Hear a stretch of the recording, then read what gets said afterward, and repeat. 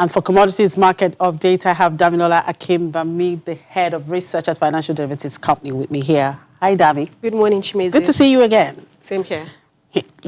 New electricity tariff takes effect September 1. So we should expect higher prices of commodities.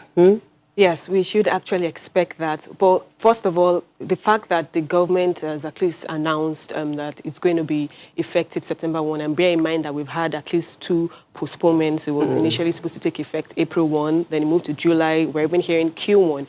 But now the thing is at least all stakeholders are on the same page. They're in agreement that these tariffs need to be increased in order to attract investment. And bear in mind also that the World Bank has tied its $750 million power loan to the implementation of a cost-reflective tariff. So definitely it is clear to everyone involved that these tariffs need to increase in order for the discos to be able to generate more money. And also it's important to know that at least the consumer too is now being considered. We know that the Nigerian Electricity Regulatory Commission yesterday released some guidelines that these some conditions that we put in place before the tariff would be increased, and part of those conditions, at least they said they're going to be having subsequent discussions with the consumer just to ensure that no more estimated billings. Exactly.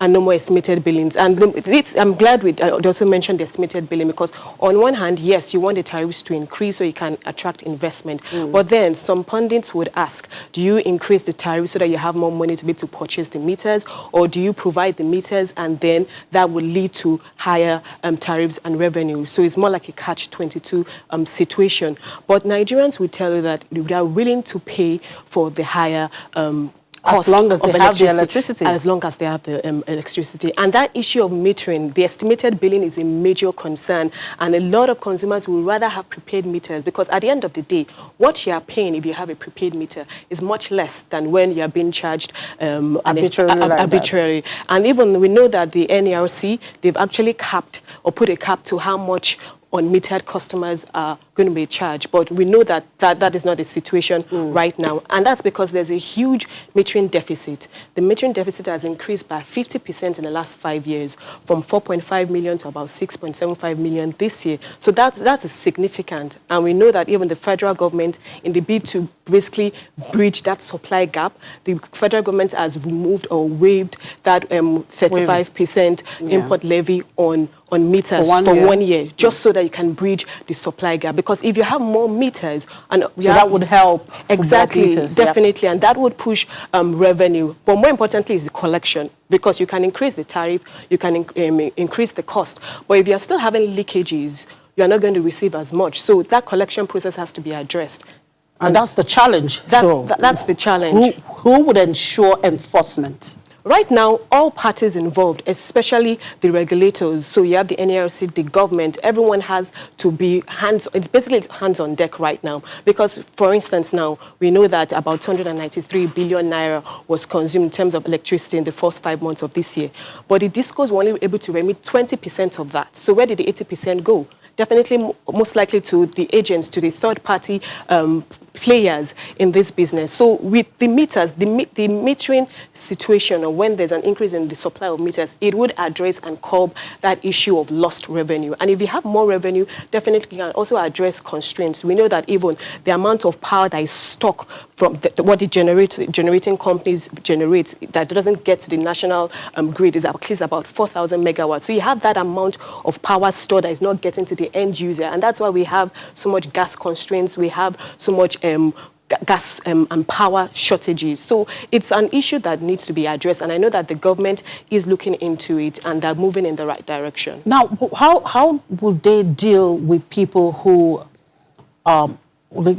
electricity theft? You know, you bypass, you wouldn't want to go through the meter, you bypass to get your light. How would they deal with such issues? I think it still falls back to the fact that a lot of Nigerians do not have meters. Because if you have the meters and everyone is, basically you make it compulsory for all Nigerians to have a prepaid meter, I think to an extent it will address that matter, that issue. And again, there's that security issue, the health hazard, because we receive a lot of notifications from all these discos that try and avoid bypassing because it could lead to electrocution and whatever. So if there are rules and measures put in place to ensure enforcement, and there are consequences. So it's not that, oh, somebody is caught bypassing meter and all the person needs to do is bribe the agent that catches them and the person is set free. No, if there are measures, if there are consequences, I think people would desist from that kind of behavior. And more importantly, an improvement in power supply. If people are getting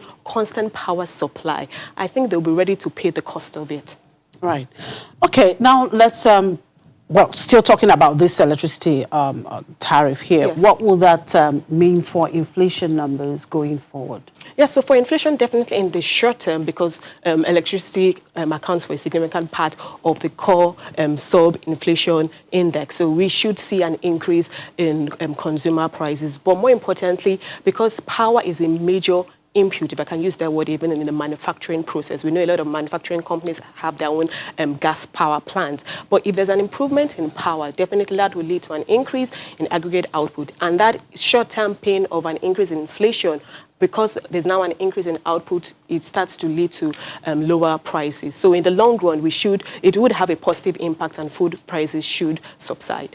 All right, when we look at one of the burning economic issues there, you have 76% of agric workers return to work. Would that mean more food on our table? Well, what that means is that definitely, again, the agric sector is one of the largest employers of labor. And like I mentioned on Tuesday, out of the 3 subcategories, it was only agriculture whose share of to GDP increased. Industries and services recorded a lower decline in terms of their contribution to GDP. So it's significant. And agriculture is a seasonal sector. It's influenced by seasonality. So right now we're in the harvest season. So that is not surprising that we're seeing a significant amount of agric workers returning to work in this period. Also, what has helped the situation is the fact that there's been a relaxation of the movement restrictions. So now I can go to my farm and harvest my goods and also get it across to the end consumer. So that obviously has impacted positively. And what this means is that the food prices in the near term should moderate. And the fact that productivity gains are increasing because now there's a pickup in the level of economic activity, that should impact positively on food prices. Yeah, and good news there, cocoa prices inch up. Will that impact our foreign exchange earnings? Cocoa is Nigeria's major... Is one of our exports, you're right. Yeah. Yeah, so cocoa prices, we're seeing the prices for cocoa increase, and that's because of the dry weather spell. You know, we keep talking about that we're in the rainy season, this is the harvest season, but yet still we're not experiencing as much rainfall compared to previous years. So this dry weather spell has actually led to a supply shortage in some of the cocoa producing states in Nigeria, so the likes of Ondo and Ogun State. So we're expecting that. But the good news in Nigeria obviously stands to benefit from higher cocoa prices because it contributes to our export revenue. It will help shore up our external reserves, which have been increasing in the last couple of days to $35.64 billion. So that's a good thing. And again, it's reducing our dependence on oil prices. Yeah. And for the downer, you expect the GDP contraction, of course, to continue in second half of the year, and you say labor-intensive areas was hit. Which of these labor-intensive areas? So we're talking about the likes of construction, transportation, real estate, those sectors from the Q2 numbers that were released earlier this week, so that those sectors were the worst hit. So for instance, aviation was minus 57%. So definitely in the second half of 2020, we expect that contraction in GDP to continue, albeit it will be at a slower pace because we're seeing a pickup in demand and in aggregate output. And with the international flights that are resuming come this Saturday, August 29th, for instance, the aviation sector stands to benefit from that because there will be a pickup in economic activity and a reduction in the job losses that have been recorded of late. Well, the presidency reacted yesterday and says the contraction in the GDP is not so bad when compared to other countries. Just wondering. Well, like I said, it's not a race to the bottom. Yes, we know that a lot of countries are recording negative growth rates. But why don't we focus on what's happening in our country? If you're comparing yourself with the likes of US and UK that are sophisticated and developed, yes, and they have stimulus packages. I mean, South Africa yesterday released its inflation number. That was just about 3 3.5%? Yes, so exactly, each country has its own peculiarities. So for Nigeria, we have the resources. So what has affected us in the past, obviously, poor and untimely implementation of reforms. We know what to do. Do we do it at the right time? Even when we do it at the right time, is it in the right magnitude? So for instance, the Economic Sustainability Plan, which is 2.3 trillion naira, that stimulus package is just about 20% of the total contraction in GDP in Q2. So it's not sufficient. So we need to do more. We need to inject more. Also, the policy reforms that we're doing, we talk about Forex every day, and that is one issue that is affecting the manufacturing sector, which is also a major sector of this economy, because Nigeria is highly import dependent.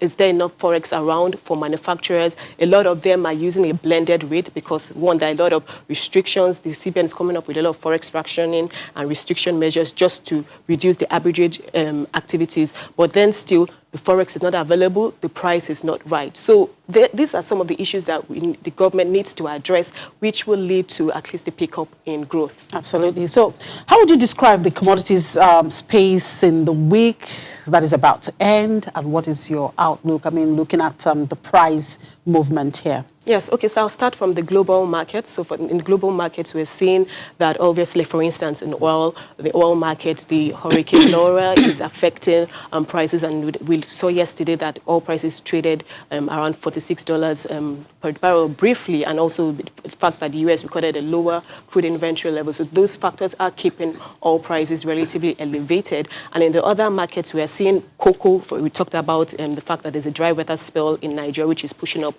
prices. Also, when we were seeing increased demand for some of the other soft commodities. Now, if you come to the domestic market, prices are still mixed. And if food inflation with the harvest, if the harvest is robust, and with this talk about electricity, we can get an improvement in power. The fact that more agri workers are now going back to the farms, and since agri contributes significantly to the labor force, we should see food prices moderate in the near term. And because of productivity gains, that will impact positively on commodity prices in the short term. All right. Thank you, Dami. Thank you, Chimeze. Right. Damilola Akimami is the head of research, financial derivatives company. Or just before we go to the markets, a quick look at the global oil market this morning. Prices were in a holding pattern this morning as a massive storm in the Gulf of Mexico raced towards the heart of the U.S. oil industry, forcing oil rigs and refineries to shut, with little impact expected on supply as oil stockpiles remain high. Okay, we'll take a quick timeout round. We'll be back in a moment.